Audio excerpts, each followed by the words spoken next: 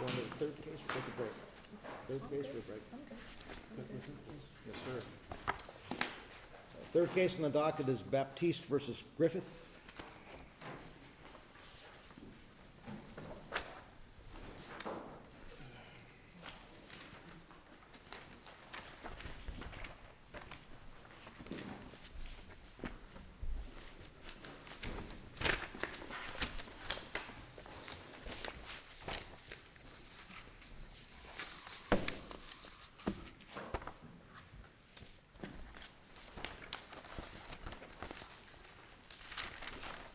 Hang on, just a second.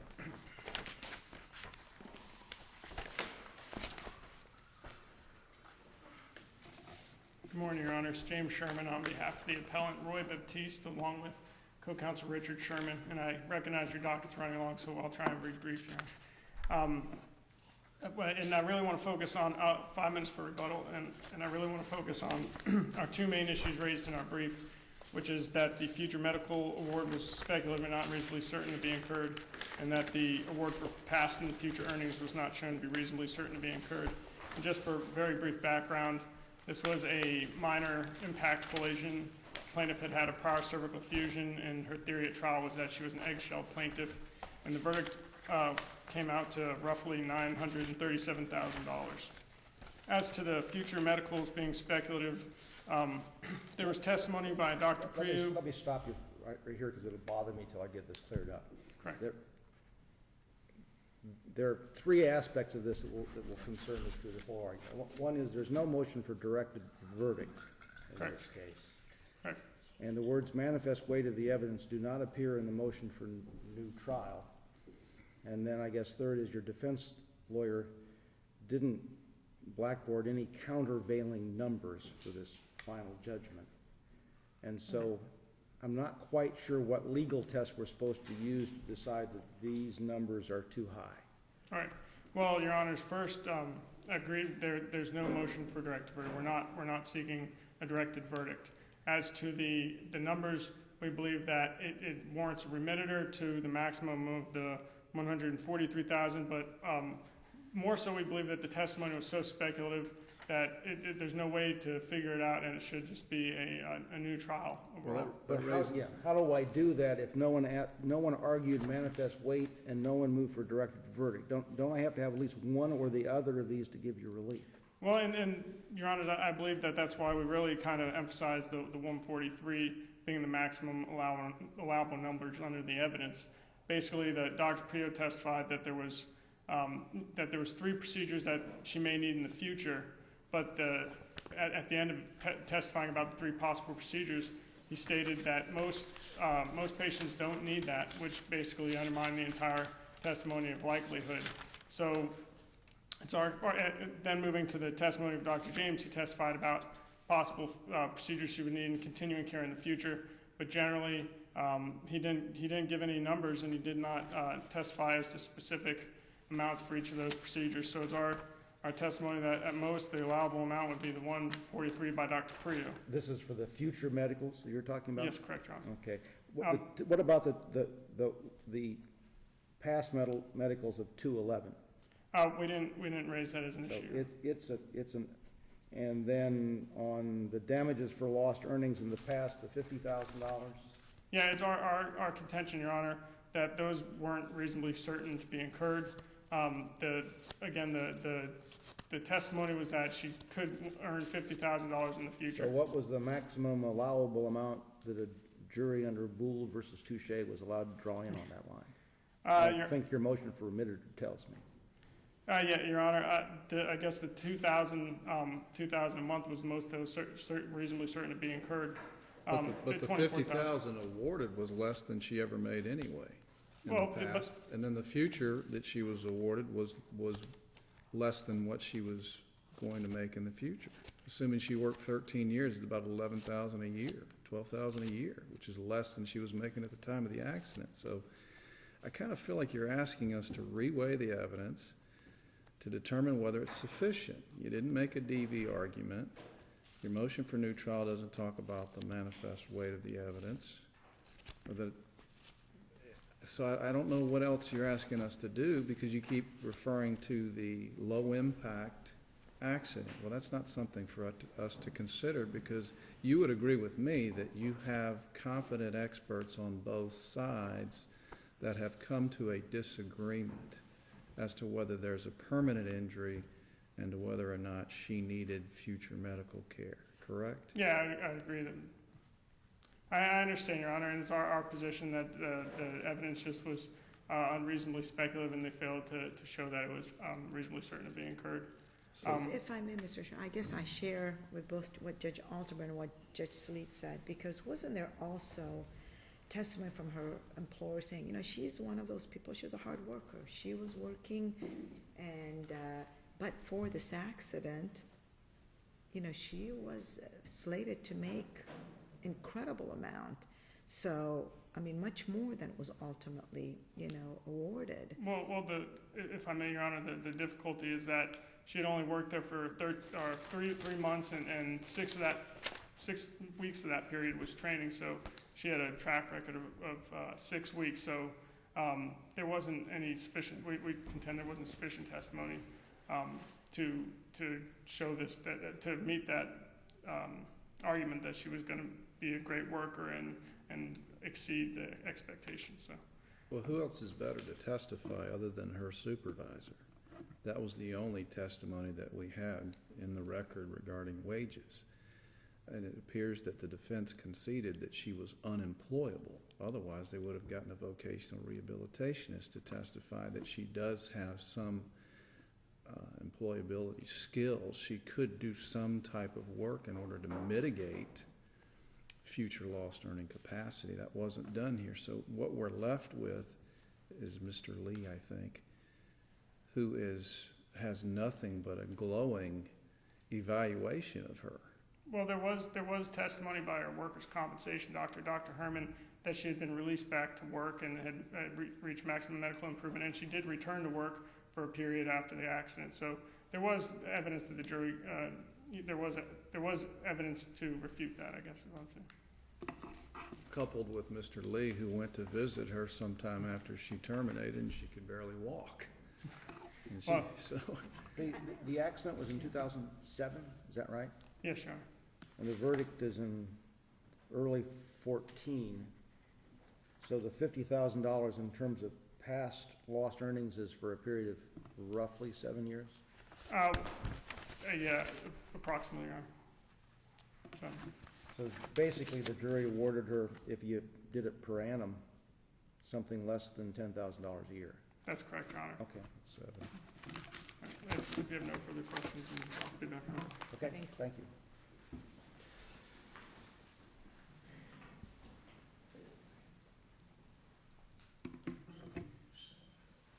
Good morning. Good morning. Mr. Court. I'm Jason Herman. I represent Dannette Griffith. And here with me is Matt Powell, who is trial counsel for Dannette Griffith during the trial. This was a 7-day jury trial. There were very few objections raised. There was no direct verdict motion filed. At the end of the day, the jury awarded more than what the defense wanted to see, obviously, but less than what the plaintiff proved. It was a clean trial. Afterwards, there was a motion for new trial. The trial court judge considered that motion, considered the trial he had sat through, and denied it. There wasn't an abuse of discretion there. We asked that that court be affirmed. We are asking for a reversal on one issue, which is the order for set-offs on 2 costs that were incurred by the defendant. Yeah, and let's talk about that, because that kind of concerned me. Was it, I know it was categorized as a set-off. Was it really a set-off? Was that really more of a cost judgment? Because what was it for? For the IME, and there was one other cost. For mediation. For mediation. And at one point, Dannette Griffith, for quite a while, she was pro se, and we don't really know why she missed her CME and her mediation. We know that there was never an order on a motion to compel a CME. She complied with both once counsel got involved.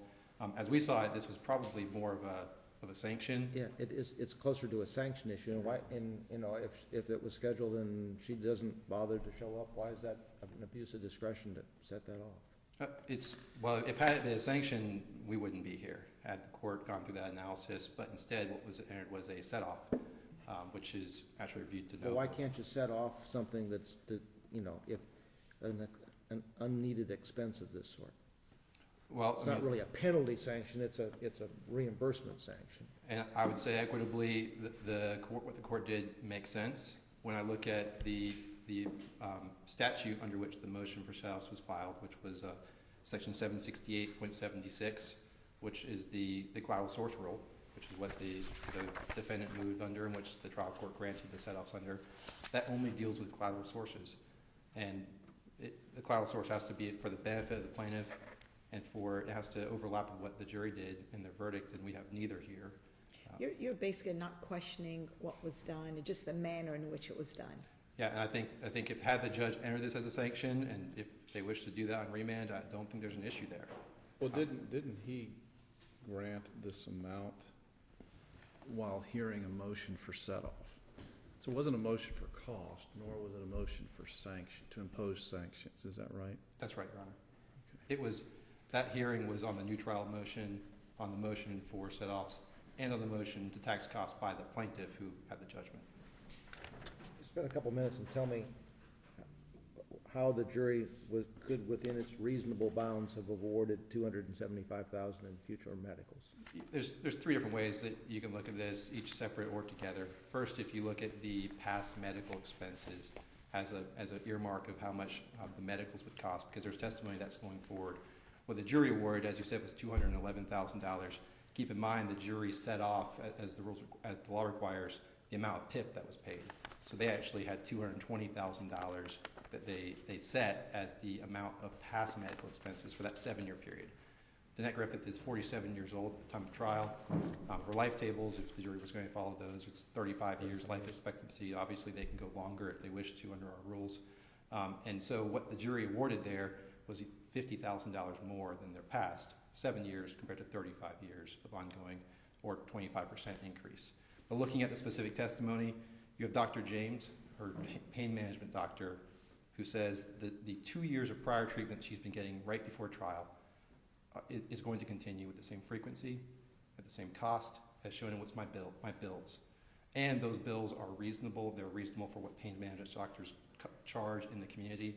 Those bills are given to the jury as exhibits. They're admitted without objection. They have all the breakdowns of both frequency and cost in them. And what those show on the three main issues that were discussed is injections for steroids happening 1 to 3 times per year. Monthly appointments, which Dr. James said that she should come back once a month to see him, and those cost $140 per appointment.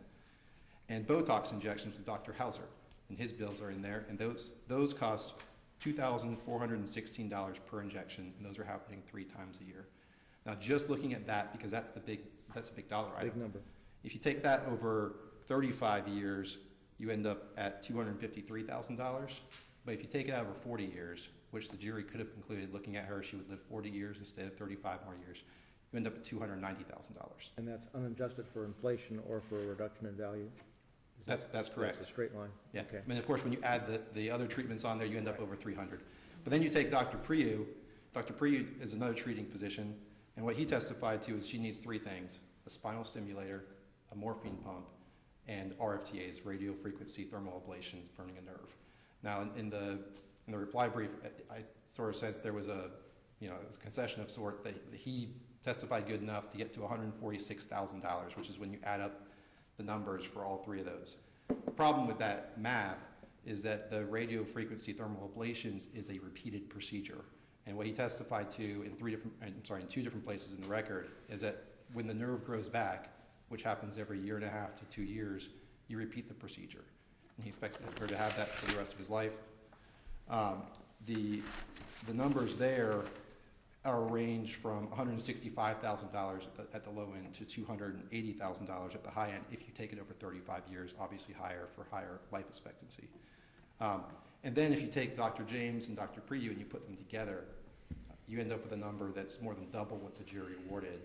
It's over $650,000. And I know in the briefing there was an argument that these are duplicative, but Dr. Priyu dealt with that in his testimony. He said these are not meant to, my treatment's not meant to replace her other treatments. It's adjunctive therapy is what he described it as. So we got a combination. I mean, either you take any of them by themselves, it justifies the number just barely, and then you take them combined and it is twice what it is. it hasn't been argued, but I'm curious about the camera in the courtroom. It's a little unclear to me. Is this a camera that the plaintiffs arranged so Dannette Griffith could watch this away from the courtroom, or is this a private entity coming in wanting to just stream it live on the internet for the world? It's just being streamed live. You can see from the beginning. Did the plaintiff's counsel file the motion to do this? Did some other commercial entity come in to do this? How was this done? Plaintiff's counsel filed the motion to do it, and it was basically like today, it's a live stream over the internet, just available. I understand that the biggest audience was actually at Nationwide Insurance watching the trial.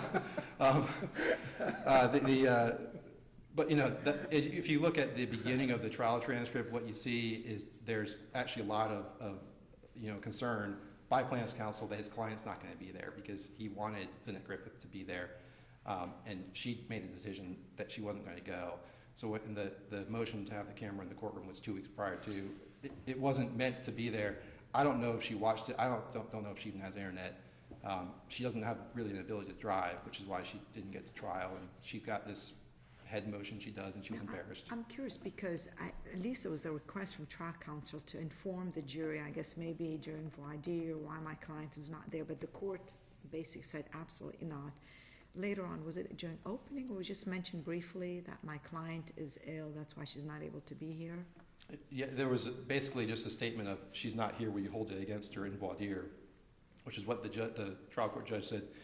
You could ask this question. It was sort of a preview voir dire question that was run by the judge. The judge said, you can ask this question. You definitely can't pre-try your case by saying she's too ill to come in.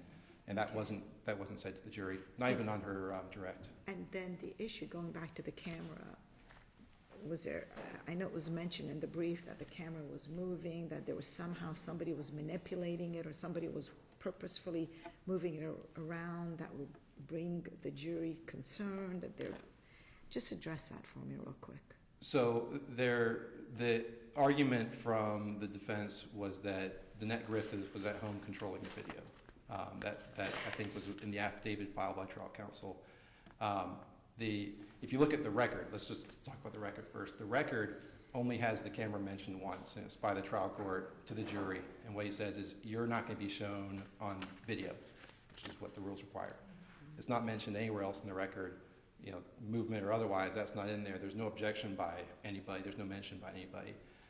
After the trial, there's a new trial motion that's filed which talks about the camera and how it's disruptive without affidavit. In response, there's an affidavit submitted from the camera operator who says, there was nothing wrong here. It was silent. There's no moving parts in it.